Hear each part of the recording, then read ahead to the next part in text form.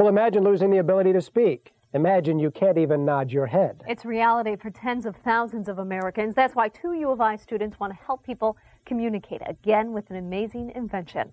And WCIA 3's Pat McCready is here now to tell us how it all works, because it sounds very complicated. It is very cool, though. It reads unspoken thought at the vocal cords and then sends that to a computer, and the computer actually translates it. Now, healthcare workers say this invention could one day mean the difference between silence and speech.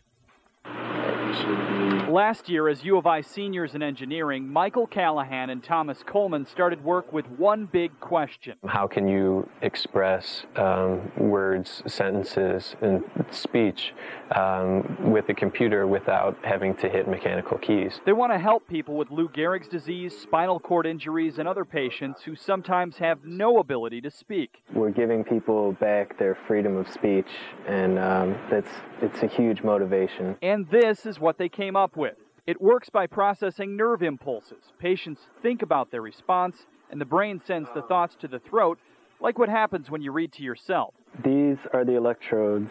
Those electrodes pick up the unspoken thought at the larynx. Those thoughts are then sent wirelessly to a computer and delivers either a yes or no. Right now, that's all the computer can translate. It's tough having only 2 responses. You know, someone asks you a question, you really want to say something more than just yes or no.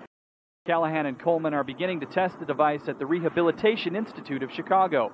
Occupational therapist Ed Hitchcock says he's excited about its potential. I can think of one client in particular who we cannot get a yes-no from.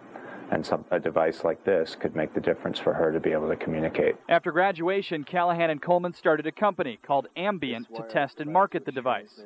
They admit they could make quite a bit of money off of this, but they say that's not the goal. You really know when you're in the right place and you're doing the right thing, you know, when you see the people's lives that you have the ability to change and to greatly improve, you know, so that's the motivation behind this. I'm very happy with the progress, but it's going to be nothing compared to seeing someone actually using it and speaking to their friends and family.